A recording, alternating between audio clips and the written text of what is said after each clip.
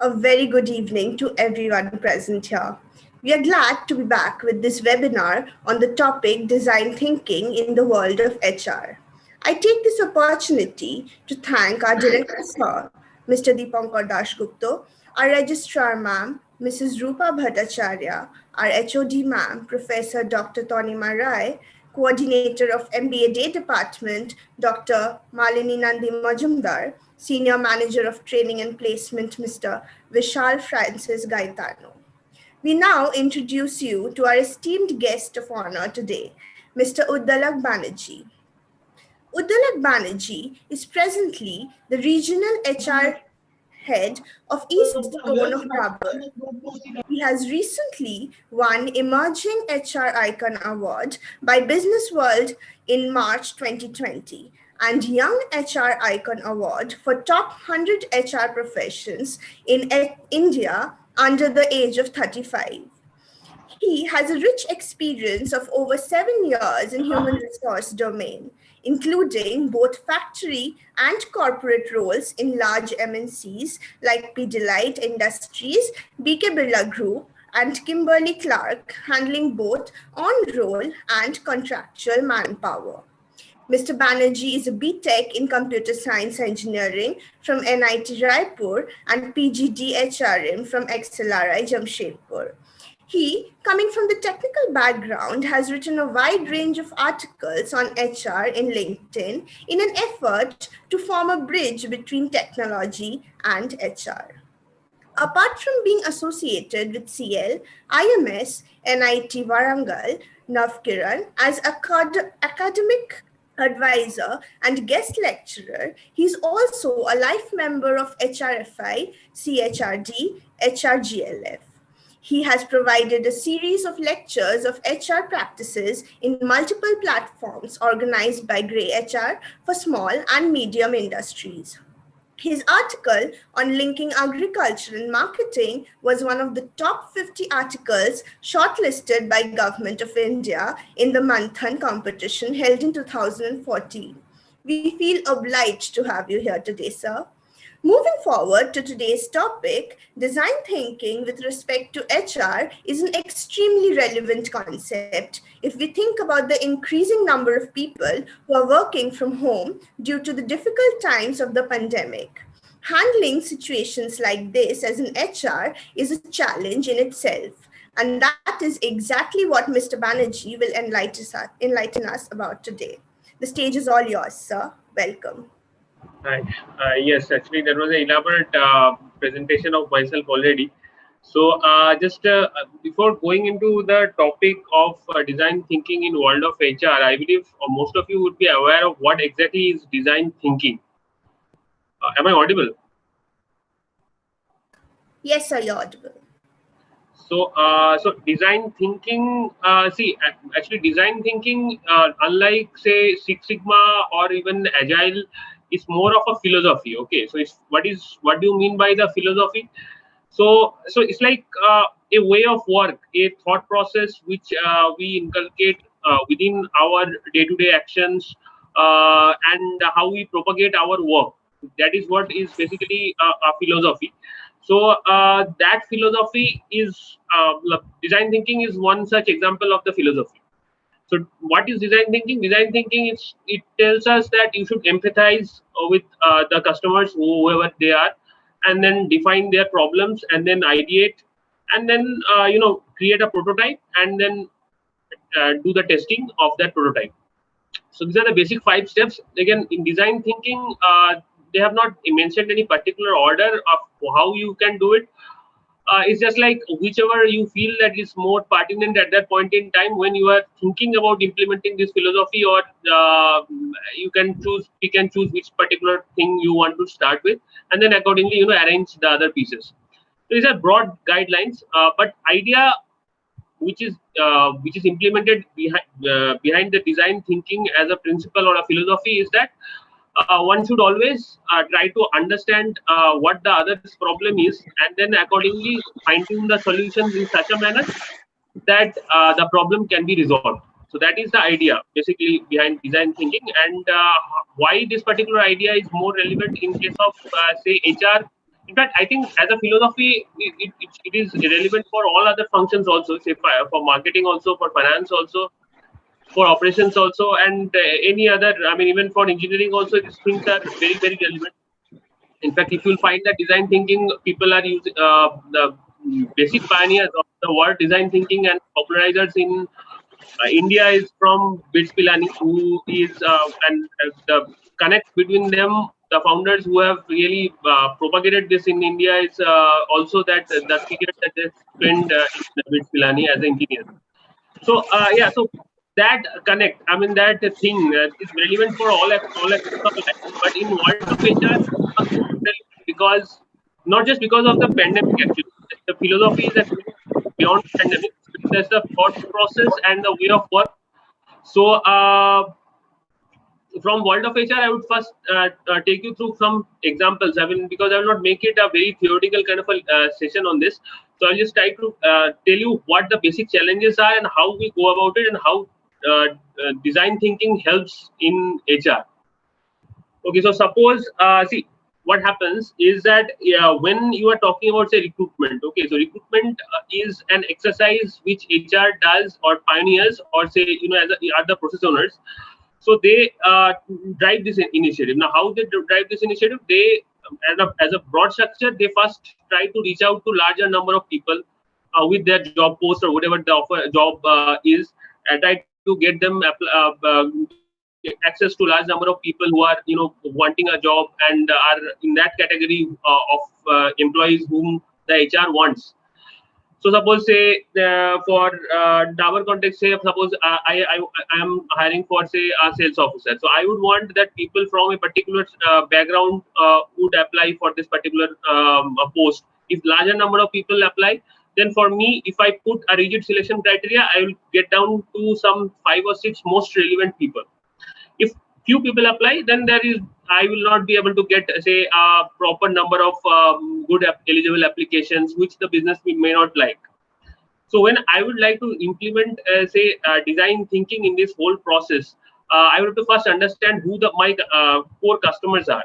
So my core customers in this particular situation would be the business. So what the business would want? So business would want quality candidates. So what are the basic what are the basic challenges that happens? The challenge is that sometimes when you post say a job in a platform say like Naukri or any other platform, so there would be thousands of applications. Now when you are putting a search criteria, say some rigid search criteria, say 5 or 6 years, or say what is the background, what particular industry they belong to, the FMCG background you are putting in the salary brackets. So all of these things, if you are putting in, then you will get say around say 10 or 15 people only. Now, if these 10 or 15 people, when we will take to the business to interview, they will have to spend some time on them or doing the interview. And after doing that interview, if they don't feel that the exact person whom they are searching for is not among these 10, then for them there is a waste of time. So obviously for us, if I have to better trim the whole process of recruitment, we have to find run the search in a very fragmented manner. So here the ideation will then begin after you have identified the core problem is. So suppose for this particular case or for this understanding or discussion, if I say that okay, that reaching that particular segment of quality candidates whom we are searching is a problem, and that is not well documented, or there is no such channel at present in common platforms like say Naukri also, because not all kinds of people are available in Naukri. So for sales officers, maybe some people you will get, but if you are say searching for some stockist salesman or something who are say around 10,000 or 12,000 of CTC, or say like kind of that range, then these kind of people are not available in Naukri. So for them, a separate search criteria is to be needed. So searching and finding the correct kind of candidate is definitely a big problem. So once I have identified this particular problem, then how do I go about ideating? So ideating, obviously, ideation is a broad process. So again, you can think of large number of possibilities. So what we think while we do our job, so we sometimes think in this particular case, also first case only, I would say that we as a team came down together with our understanding that where we will get this kind of candidate. If we are getting it from the distributor's payroll, so So who are the distributors? Who has the access to the distributors? We finalize all these small nitty-gritties. What kind of work they do? Which of the industries are doing similar kind of work? So for them, we run kind of a survey, and then we give projects to people also to get more and more data on these areas. Then we look at the civil service network. So like there is an employment exchange is there. So employment exchange, the CVs they have, what the kind of candidates they have, what is their quality. Then there is some government-run skill missions are there. So we all look at these possible paths which we can explore, say as a HR team. So we then list down these 5, 6, 7 sources which we can leverage on. And then what we do, we after noting down this kind of possible sources, we then try out these sources one after another. So obviously it takes time. Please understand that design thinking is not a ready solution to any problem. So it's like a process that has to be followed, a philosophy that has to be implemented, which will yield you a solution in a step-by-step manner. So it's a prototype kind of a model. So first time you try, one particular solution, it may not work, then the second solution you try, then the third solution you try, and then the fourth solution. Then so you keep on trying, and then you find that finally which particular solution is best fitting you. Now, why you need to try repeatedly and not just directly tick on the right kind of a solution? It is because that you don't know all the variables in the live world at the same point in time.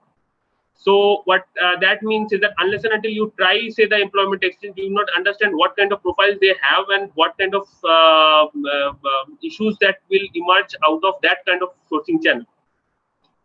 So every different sourcing channel has its own strengths and weaknesses. Okay, so it is just that what particularly fits you. So once it's like going to a shop and choosing a kind of a shirt or whatever. So if you are unless and until you try, you don't exactly know that this particular thing will suit you directly or not. You may have your color preferences, but again, you have to try it and then only you get to know. So that's the thing. That's the core philosophy of design thinking itself. So there we try. So in this particular case, again, you have to try this many things, and then basis the organization, you will get the correct solution. So what works in maybe Dabur will not work in some other organization, and some other because that set of managers, set of viewpoints, set philosophies will be all different. So that's why there are always a multiple number of options that has to be created. So this ideation process generates the options, and then you try these options and then create the prototype, see which particular option is giving you the correct or near correct solution, which is agreeable to the customer. Then you go for a larger set of tests and then see what it comes out. If it works out, then it's fine. If it does not work out, then again you try to further play around with the figures. Like say if you are finalized on say the channel of distributors. So you get get all the distributors' names and contact numbers, and from them you get the list and all that. And if that works out, then after some time maybe that individuals they feel that okay, distributor people are of greater age, and during the testing phase it comes out that no, this age is a bigger problem, and the other person, say some other person in the system, some senior person comes up and says no. This age is a big problem, and I would not want this much age people. We want more freshers and something like that, not on the distribution channel. Then again, the entire thing will have to be rethought. So again, once you are starting again from there, then the problem statement again now will change. So then you start again from the understanding that particular situation and write it down as defining that particular problem statement, which will now in the new format will be the age will be also be factored into the sourcing challenge. So then you look at the different other channels, then you look at to reaching out of the entire graduate chain, and then also look at what kind of products you have, and then try to align with each of these colleges and where this database is being maintained, whether this database is being regularly updated or not. So all of these things will come into the picture screen, and then you have to look at the startups, you have to look at the NGOs to get a huge set of people so that you have a ready set which is continuously updated. For falling back on providing the searches. So this all things is a continuously dynamic thing. So that is why design thinking comes very handy because design thinking does not put a cap on the process. So if you look at Six Sigma or say Agile, so what they do, they look at more of methods, and they try to share a process which you have to follow in a step-by-step manner, which will yield you to a particular solution. But in design thinking, because things are more dynamic, so you have a philosophy and you work around with that philosophy and iteratively keep on doing it. So that is more of an implementation guide than having, say, an approach like say 4M approach or using the 7QC tools only. So that's why this philosophy is, because it's a wider ambit and a wider scope, so that's why it becomes more relevant in the world of HR. So I just told you about recruitment. I will just tell you about the engagement bit now, especially when there is now, you can say, there is a COVID context is there, and most of the organizations are having some kind of issues handling with their employees and their engagement, and mental stage is also there. So all of many of the organizations, large scale organizations, even the newspapers, you will find that they are organizing some workshops also to keep them more fresh and not too stressed, because many people are developing some kind of problems also, which is happening because of staying in a closed space, not getting to meet many people because of the COVID and all these things. So this prolonged period of 2 months, I mean, that was a big stress issue among most employees and across all companies and industry. So yeah, so engagement. Now again, here again, if you look at from the design thinking perspective, so what you have to first identify is that first you have to look at what the employee does in his day-to-day life. Now this, for that you have to first get into his life. So you have to first understand, or say finalize, say 4 or 5 people from different age groups, and then you have to understand with him how he's leading his life. So for a salesperson, you have to go with that salesperson to the market. You have to see which all places he's stopping, what all his life is. So these all things you have to factor in, and only then you can look at the engagement bit. So when the COVID is coming, so it's not that you can just say that, okay, we will organize a unmeeting kind of a meeting in Teams, and everybody will be happy after that. So it's more like you have to do something which will help him combat his immediate challenges better. Now, if you to identify what his immediate challenges are, you will have to first go in his shoes and then understand from him by your observation skills that what are the challenges that he is facing.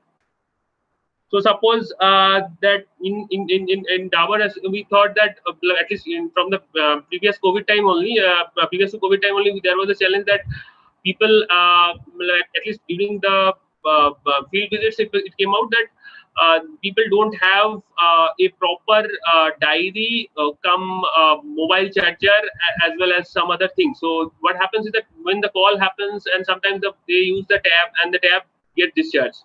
So it's a very small thing, but when you go with the person, you understand, okay, this tab is getting discharged, and he does not always have a proper diary, or say note-keeping diary, kind of a formatted one, so that sometimes he has to write multiple things, sometimes get lost and something like that. So these things are there, so it can help. So this was an observation that was happening at that point in time prior to the COVID. Then we came out with something called say a innovative set of a diary, come a charger, come power bank, and 4 or 5 things together in one particular set. So we gave away to the employees, many of the employees, during just after the COVID. So this was basis the observation that we had at that point in time, because we felt that by giving this, he will be able to better organize his work. At the same time, he will not have to worry too many things. So suppose you have a power bank, then you can always put the tab and use the power bank to charge the tab. And then if you have a phone linked with a particular kind of a diary with a planner, then it becomes easier for you to plan the day's activity and monitor all these things. So so this is the observation based innovation. So we identified that a particular thing that it was a disconnect there. If it happens, then it will be easier for them. So first we empathize with them, and then define the problem, and then we ideated on possible solutions, and then we clubbed them together, and then we used a prototype, and then we gave it out to the field. So after that, we have taken the feedback that whether they liked it or not. So I think the last iteration, last month only we gave. So we gave, and people liked it. So we thought that, okay, this particular thing works. So this is something which has sorted it. So but next time again, we will not give the same thing. So we'll try to look at what other thing he may be enabled. So so again, again, the fresh set of observations will be needed, and then on that we'll try and look and build on, and then implement that there. So this is more of like, say, engagement perspective, how design thinking can come into the engagement perspective. Now, lastly comes the exit front. Obviously, the exit is something when an employee says, suppose, say, exit is very common in the FMCG sector. So, from all industries, there is always a churn between the sector. So, from Dabur to say HUL, then HUL to ITC, then ITC back to PNG, PNG back to this. And so, these all things continuously happen. So, that swapping is always there. So, so again, once the exit happens, then exit as a process is also an HR process. So HR job, even when the employee has decided maybe to leave or any other thing, so they then in that case situation also we have to manage it. So that is also an HR process. So how do you use the design thinking from that perspective? So suppose an employee who has spent say 10 years of his life, he got a far better role in that particular in different organization, which kind of a role is not existing in say current setup. Then he has decided to leave. Now how to better engage with that particular person? So we have to understand with that particular person what exactly he is going through, or what are the things is there, and what all way we can connect better with him, so that we can we don't lose out on the his word of mouth and all the things which we definitely want to value, because we have spent that kind of time with him also, so that relationship has already been built.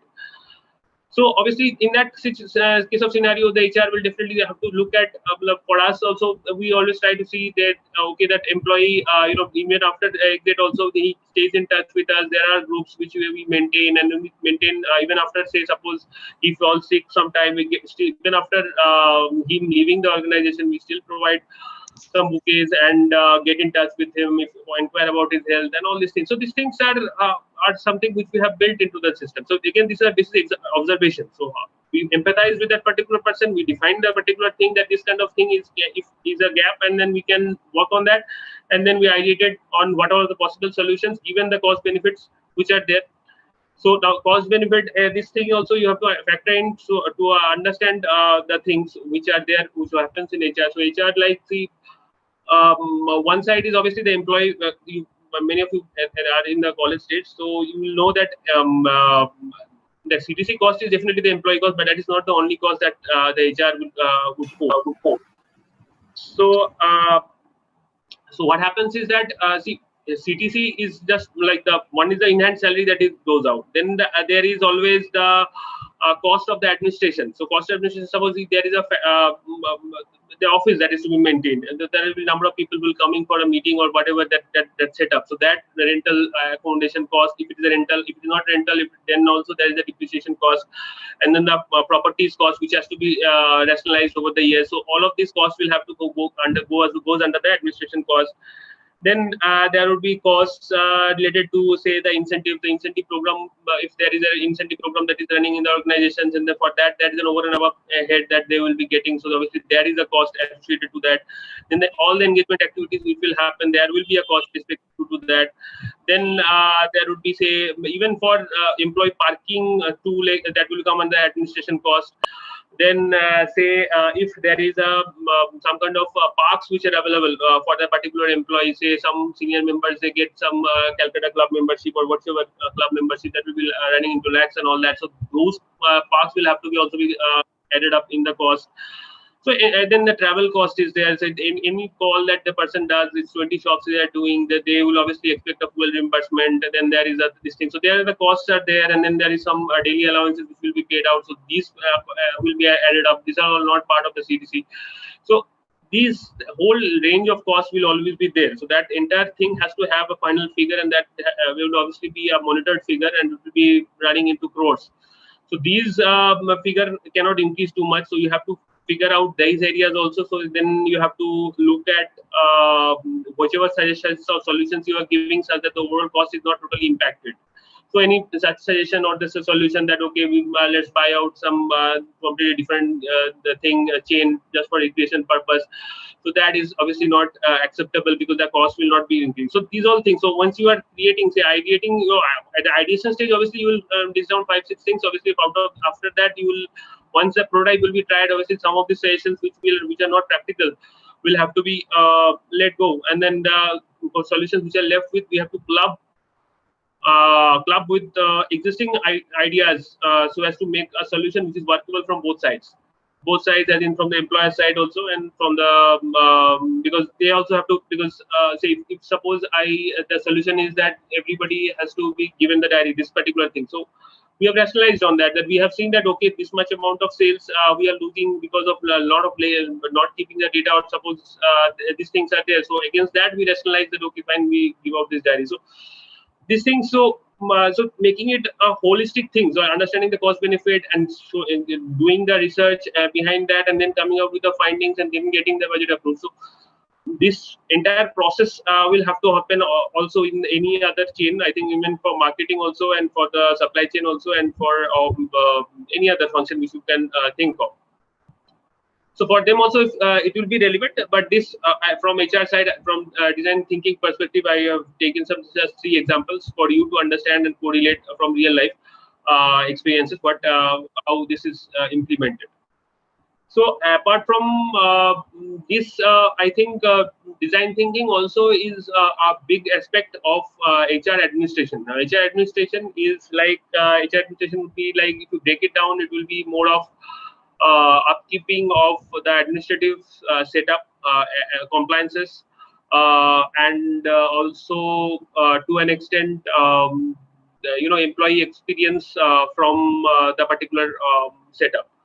So what I want to say is that, see, administration part will be more like, say, that there would be some set of rooms. So there would be a system of room allocation for the internal employees. So for that, there may be a software, may not be a software. Now, if you are a good HR professional, you will definitely look at your own employees who can do this kind of app creation or something for a basic need. So obviously, you do not want to get involved with and get a third party into this calculation, because that will again lead to a further cost. So if you know someone and then you are ready to work with him and give him some repetitive feedback, then he will end up creating a, say, room allocation app, which you can circulate among your own employees, because it is built by your own employees, and obviously it will be easier for him to for others people also to use, because there will be less of security challenge, because you would be able to fine tune it and manage the user access more professionally and give it limited to a particular circulation only. And the IT team will always be there to help him. If it is from, he is from IT team, it will be great. If it is not there, even from any other employee, for them it will be a wow factor that somebody has been told that, okay, you are good in this particular thing, and even may not be, you may be now in marketing, but if you have a background in IT and you're doing good in this, then you can also take up this challenge and you can try and create it. So once you, again, in this particular situation also, you'll find that first thing, the empathizing phase happens with when the HR is thinking on the shoe of that employee, thinking that, okay, there is a problem in the getting the room for conference or say meeting, because there are some limited number of rooms. Obviously, many other people may have their meetings scheduled for that particular day. This happens in very large, many organizations. And this thing, if there is a challenge, then once you identified, after empathizing, you identified this particular challenge, then you are setting up now a possible set of, defining the particular solution, particular problem that, okay, this is a basic challenge, and then you are looking at ideation, what are the possible solutions. So app was maybe one of the ideas. Then there can be ideas like, maintaining a manual log. But manual log, again, there will be a problem that you need someone to always maintain that. So again, it will be extra work for someone. So these all things are there. Then there will be a then you can try out the manual work also. Suppose you don't know which particular employee is good at it. There are not many people applying for this particular thing for creating an app. Then what do? Then you have to look at the other solutions. So you are giving maybe manual log, and then you are asking someone or say repetitive within the team also to maintain that log. So, and then communicating the log to the employees. You may get a Google sheet, and then that is also a solution. And then you can keep it circulating around there. So there are a large number of possible solutions which you have to ideate, and then try it out as a prototype. And then after that, you make it live for all of the employees. So if it is working, say, in Kolkata, then in pan India also they can try this particular solution. So then they'll go and release all that. Even after trying that, say, app may also have some problem. Suddenly, maybe it gets hung, because sometimes what happens in the apps also, there are issues like if the memory is not sufficient, because large memories will require more space, and more space sometimes it requires a costing is involved. So that may not be the immediately available. So there may be a snag somewhere as the more number of users use. Then again, you come back and then you look again, empathize with that there is a snag, and then you define that now, and then you ideate again that what you can do. What are the possible solutions, co-oping a solution or whatever. There are 10, 5 solutions that are always there. So you can only go for co-op basis that people who are interested may want to pay and the company also will pay or something like that. Or if that's the workable solution. Then you can also discuss and think, okay, that we can wholly own that particular app and use it for some other purpose so that we can rationalize the cost. So these things. So then there is a after that you can look at a prototype again, and then you'll go test and prove. So again there will be, if after some time there is some other thing, then you'll again start with the start. So this process of design thinking obviously is a reality in HR, and I think it is continuously evolving process. Okay, in compliance also, if you look at, then there is also always 101 examples which you can quote where you can iteratively look at growing, because compliance again is a very dynamically changing area, and the government regulations are also continuously changing. So there is always a need of continuous innovation and processing. So there also this particular thing is very, very relevant. So overall, this is what I believe is where the design thinking comes in handy in case of HR. If any one of you have any particular more further discussion or point we want to discuss, then I can take it up how to go around it.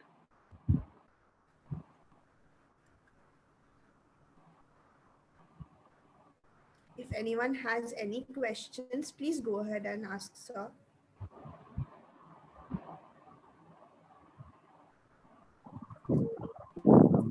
Sir, good evening, sir. Yes, good evening.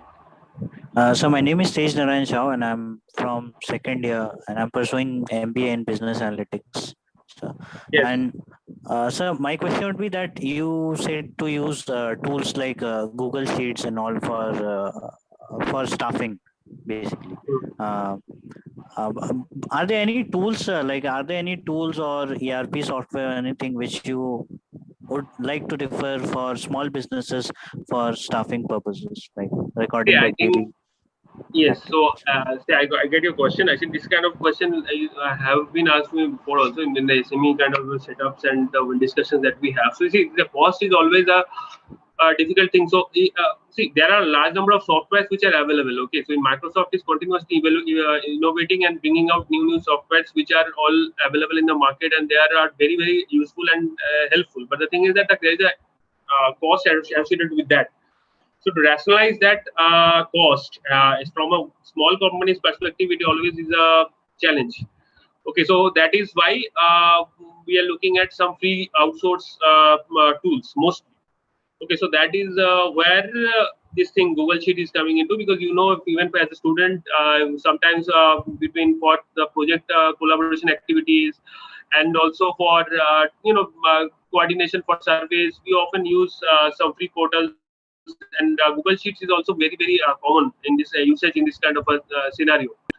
So from an employee perspective, also if you have this kind of access, because if unless and until obviously there is some security issues also there, sometimes the Google is not accessible by some of the organizations, but in most organizations it is allowed to access. So if it is allowed to access, even this particular situation and the problem and the status, you can definitely try that. Obviously, there are other possibilities also, and there are more ideas that you can bring out around it. But if you are looking at a particular ready software which is other than this, then I don't think there is at this point in time there is any free such software which can be useful for any industry. So you have to either create it via app creation, or you have to you have to use whichever is more commonly available, that is the Excel and the Google Sheets, and these are things because these are still commonly accessible and free to use. So I think that can be done. Because you have to educate the staff that these are things are there, and I think if there is a problem, they would immediately understand that this particular thing is a betterment only from the last problem status. So if somebody is not getting rooms now, he will, after seeing the Google Sheet, he will be readily understanding, okay, which rooms are booked by whom and what time. So then at least you can do. Other process is that Workday is there, the software is there. So if you have in-house software like Workday and this thing, there are a large number of HRMS softwares which are there. So they have, like in Pillite, we had one particular software. So that software in the user login only they showed that room login status, check-in check-out status.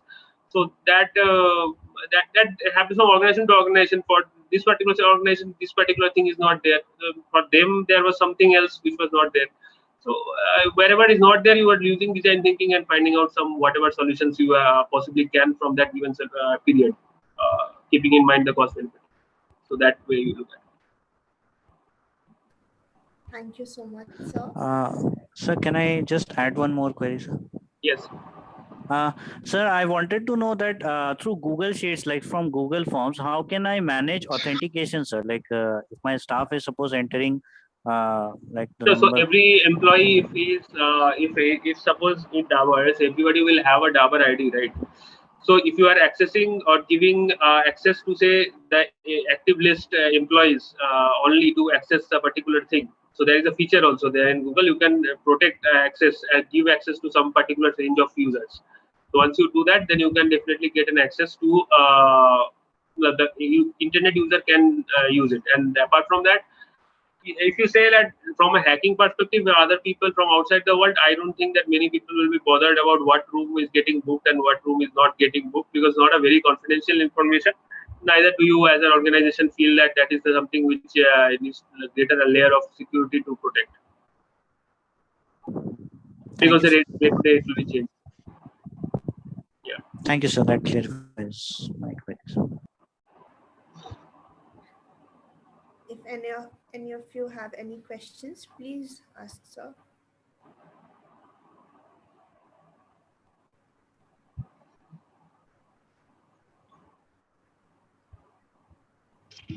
Hello, good evening, sir. So, my name is Arpan Banerjee. I'm from the first year. So, actually, I wanted to know in the new normal, like we are recovering from the COVID era. So, and the second wave has already arrived. So, most of the companies are planning to move their workforce in a remote working kind of a Yes. function. So, in that scenario, how does concept of design thinking fits in, where there is like a lack of personal touch between the employees and the company? See, design thinking has nothing to do with physical talent. Okay, so design thinking is about empathizing. Empathizing means putting yourself in the shoe of the customer. Okay, so what are the customer facing? Whatever the challenges they are facing. So, if you look at design thinking, the primary step is not necessarily done in person. So is done. It can be done online via interview process. It can be done, say, by not even interview. Say, it can be done over phone also. So it's not necessary that the two parties need to continuously visually see, interact, or say the both parties need to be in the same place at all times. Some problems you can obviously some of the problems are there for which you need to go to the place to understand the problems. But there are some problems which are not required to be, you need not travel to that particular place all the time to understand that particular person's issue. So that is not actually needed that way. So that's why I'm saying that design thinking is a philosophy. Okay, the philosophy is a way of work. So suppose we are now looking at remote working. Okay, so now remote working, how do you know what other person is facing in his remote working? What challenges he is facing in a remote working climate? Now, if I could have met him in person, obviously I would have get a greater understanding. Okay, what all things he is doing in his day-to-day thing. But other than also, if I say suppose schedule a meeting with him just for a one-to-one meeting, or say have a discussion with him that okay, what all things you did in your day, or then also you get an understanding about what are the things he is having an issue. So if you talk with large number of people, you get some idea about what the common problems are. So say suppose in remote working, sometimes people get if say it's a joint family, or say there are a lot of kids in the home. So they face a problem like there is some particular activity that they need to do right at that point of time when there is a scheduled time in the meeting. So then what do you do? So then in the design thinking, how do you solve the problem? So you have to first identify the problem. Then you identify what are the possible solutions that can happen against this particular problem without upsetting XYZ coordinate. So, so supposing what are the solutions possible? And this is the first solution is obviously maybe if you can record some part of the PPT. If he's a presenter, then his some recordings can be shared with him over the intranet, or say it can be that he is told that like some part of the PPT, if somebody else is presenting, he gets a link to that after the presentation finishes, so that he can then after the presentation, after basis his time, he can check that particular video, and then see which all things, what are the things were discussed, or and then accordingly then give his feedback or whatever actions he has to take, he can take. So these things are there. So this you can still propagate if it is possible, if that is a problem. If other things are problem, like say it's a remote working scenario and you are not able to meet the stockist, say you are a salesman and you are not able to meet the stockist, and the stockist is not picking your phone. So that is a problem. Then if that is a problem, then again you have to use design thinking on that particular problem. So then you have to define why is he not picking the phone. So you have to then understand, talk with the stockist. Okay, so what are the problem? If he cannot visit, then you have to arrange someone else to go there and then have a physical discussion. If he is not picking your call also, but it will not happen like that. So if he will definitely pick someone else's call. So if you call him, then he will definitely pick your call, and we will have a discussion that okay, fine, that some of these are the challenges and what are the things which you feel from our company that the lacking. He will give you XYZ list. Then you look on that list. You do some research that which all the things are there which are from your side as a HR you can change, so that they can impact and on a second point impact that stockist in his way of work. So suppose it comes out that the salesman is not able to recollect his the past mistakes, or say the past order delays or something like that, and that's why the particular stockist is very annoyed with that particular person. Then you have to figure out, then you have to create a if possible, then you can create a reminder chart, or say you can talk with the supervisor, and then you use a reminder mechanism, start out internal teams. You can talk with them and then say that okay, previous order delay status should go to the every salesman. Then the salesman also you ask and guide him and train him that okay, every time this kind of report comes to you, you look at the report, and then only you start the call at the time of get meeting. So then these things, and then write an apology, and that some things have happened, and then maybe you will start having a more normal relation with the particular salesman. So that is a way you are implementing design thinking even in the COVID context. Okay, sir. Got it. Thank you, sir. Thanks a lot. Sir, good evening. Yes. So my name is Amrita Das and I'm a first year student. So I was asking that do you think the design thinking is feasible if the firms have less number of employees? What is the feasibility for large organizations versus the small ones, and how to implement design thinking for the small ones? Yes, I think design thinking is definitely feasible, because design thinking is a philosophy which has to be implemented, that how you go about solving a problem. So design thinking does not give a permanent solution. Okay, it is not like that software is not there, go and check Y software and that is the solution. It is like an iterative process. So like you look at the challenges and you first get into the customer, talk with the customer, understand what the particular challenges are which he is facing, identify from your end also, from your side also observe what are the challenges that he is facing, and then you see which all these challenges you can work on. So if some of the challenges are there which are workable, you take them up, identify a target statement. After you have identified that particular target statement, you then bring it down. Now then you try to ideate how to solve this, and there will be 150 solutions, and then you cross out the solutions which are involving a cost, or that is not practical, or say not feasible. Then you will say you have left with just 3 or 4 solutions. Then you club this solution. If you can give all the 3 solutions, is fine. If you're not giving all the 3 solutions, or they're say mutually exclusive, then you choose among the 3 the best solution, and then go ahead and implement that solution. After you implement the solution, the customer may come back and say that okay, this particular solution is not workable, or say it is not helping to that extent that it should. Then you look at the other 2 solutions. The other 2 solutions, then you look at the second solution if it is working or not. If it is not working, then you look at the third solution. And if it is still not working, then you have to come back and think that okay, all the 3 solutions are not working. Then there may be some other approach, because by that time you will have some more knowledge about that particular problem because of the failure of the last 3 iterations. So you will have a bigger picture of the field. So then accordingly use that extra knowledge, and then you come out with a fresh set of new ideas, and then you move ahead again. Okay, sir. Thank you, sir. Good evening, sir. This is Yeah. Sucheta Chatterjee from first year. First of all, thank you, sir, for such an insightful session. And my question is, sir, design thinking is a trial and error process, and it is not standardized for all the organizations or even for the same organization with different locations. So, isn't it that design thinking will increase the consumption of resources like energy or time for the company?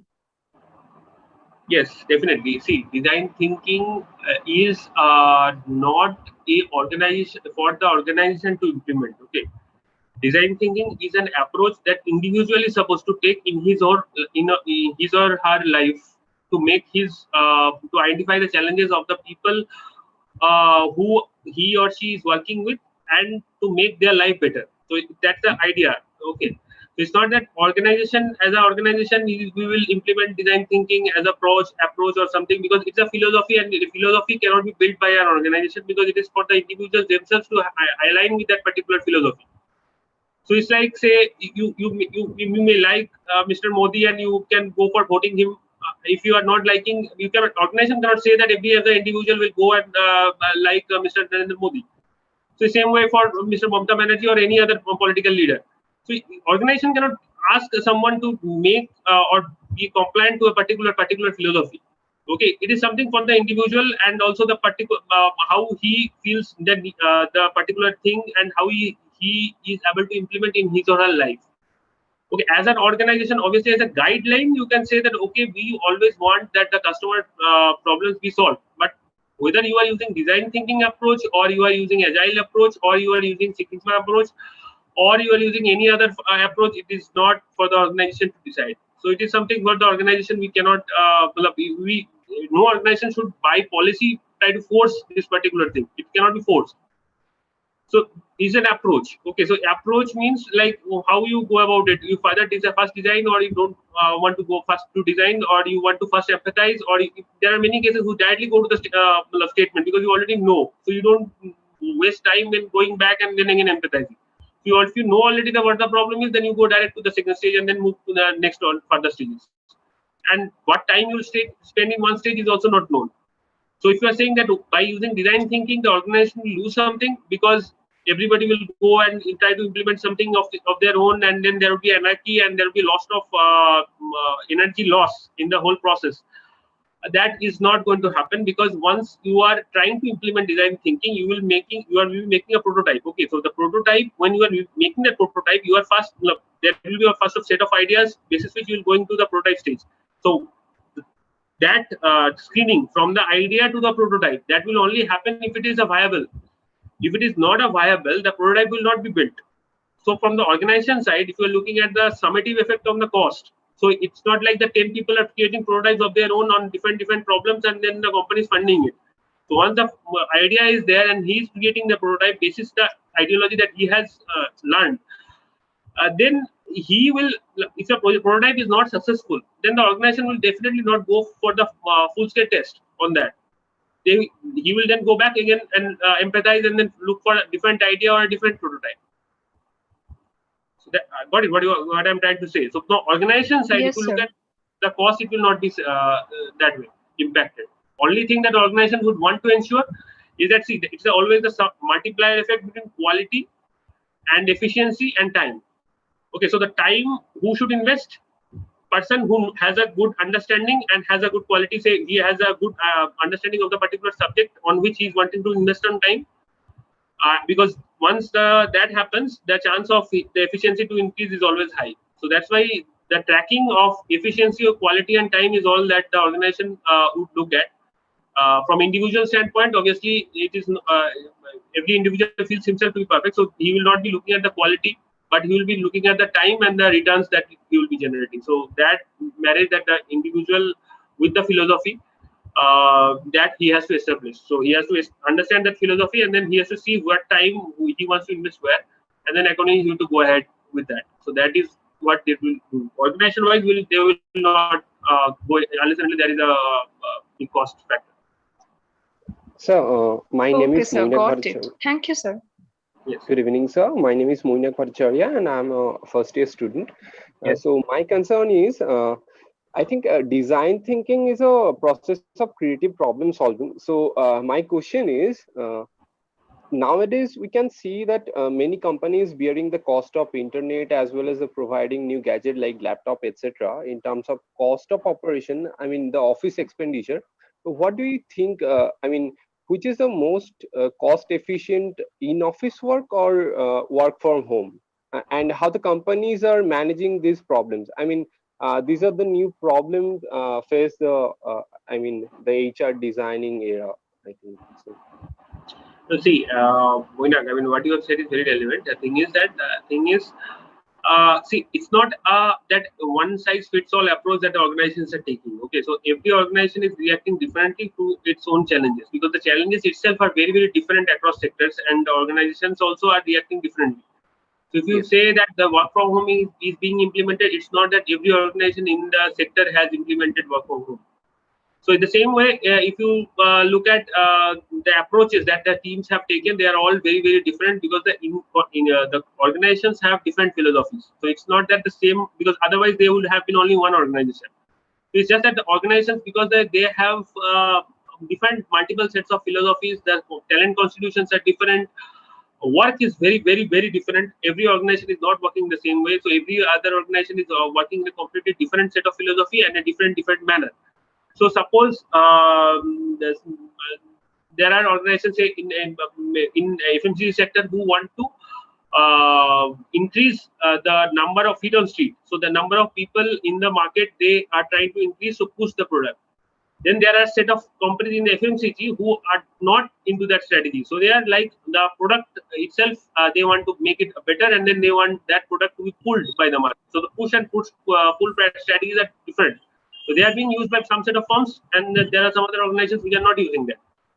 Now, how design thinking will impact? So suppose now if there is large number of if there is a pull strategy, then you can give the stockist or the distributor a portal. So from that portal he will fit the order and then he will get the job done. So that is a possibility. But if the strategy is to push the product, you cannot go for a work from home, or because your strategy is that the person will go and knock the stockist there. If he tries to go from work from home and use phone calls, then the problem is that the stockist may or may not like to take that call, and then the chance of him to display his product will be further less. So the output that they will be deriving from this approach will be far less. So they have to figure out a different system in that case. So if you look at design thinking for this particular problem, for this particular set, then you have to look at that this particular organizations will have to figure out a way to insulate their employees. They say they may give PPE kits to the employees because they have to go to the market. So that's not no other possibility. So if they either they have to go and do that they have to give PPE kits or something like that, and then you have to encourage them to go to the market and do the call, or say they have to figure out a different display procedure.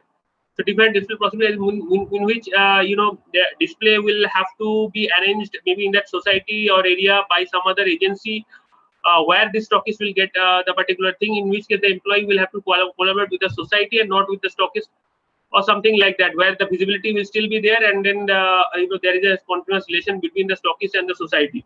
So then that web that will be there in the backside, that has to be more manipulated. So the stockist will be part of a greater union. The union has to take a look at, and then the society where he lives and what all the interactions that happens with the society, those he has to study, and then all these things have to go on, and then the ideation will have to lead to a prototype, and then the prototype will lead to a test. So that process will have to follow in that particular scenario. So I hope I'm able to make you understand what I. Yes, sir. Yes, sir. Okay, sir. Got it. Thank you. Thank you.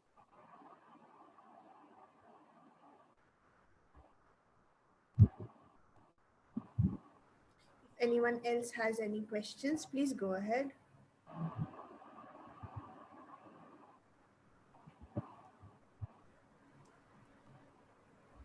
I guess no one has any more questions, sir. So I'll just hand it over to Priyanka now for the vote of thanks.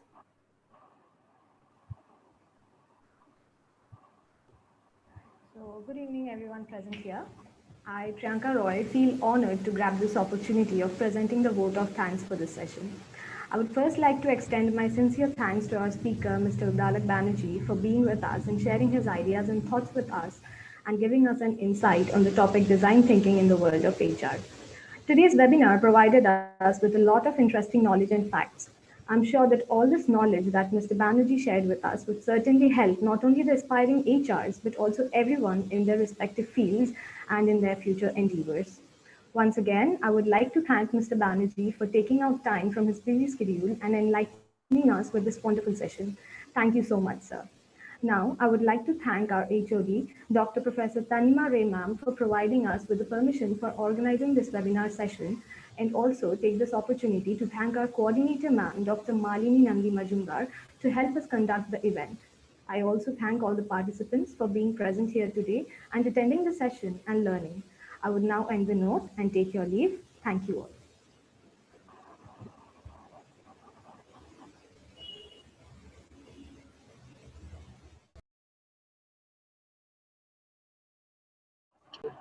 Thanks. I would like to say that yes, thank you very much for calling me for this particular session. And I hope it was worthwhile for the people. See that design thinking is a philosophy, so it's something which you can always try to understand and implement in your lives. And I particularly believe in this particular philosophy because see there are solution what you are getting out of it always is not that much important. That is because see in my life I was saying that in Northeast when I was posted there was a challenge that some people used to travel interstate for their day-to-day work. Okay, so they never found transport and other things, so there used to be some cab operators, but then they were very seasonally occupied. Okay, so what in my time what I used to think, it's not exactly design thinking, but now I would say that it was design thinking. So at that point in time what we tried to use, I had also advised the people who were using it and who were facing this particular challenge to identify the taxi owners and cab operators and make a group out of it in Telegram, because if you post in Telegram, then other people will not get that possibility, that security feature is there. So then they used it, and that problem to an extent is solved, because they now, if they post, they always someone or the other picks it up that okay, this person wants to travel, for them it's business. So that problem is solved. Previously they were not getting that access. So like this. So thing is that it's more about understanding what the other person is facing or going through, and then trying to use this approach to come out with some solution. Okay, so don't get perturbed whether the particular solution, one particular solution is getting getting implemented or not, but continuously keep on trying, innovating, and continuously trying to use this approach in your life. I think you will be very good, well placed, and you can use this in anywhere. In fact, even in the time of getting internship, PPO, PPI, wherever. So design thinking is always useful, and in your work also, if you always try to follow this approach, ideate more, innovate more, it will be better served, because the challenges are always there, will always be there. If you go and bang your head against the wall, there is no solution in that. So you can only try the solutions which are possible, and do some research. Then you'll get more and more knowledge, and you try more and more new things. So then it will be helpful for you. That's what is the idea. Thank you. Thank you, sir.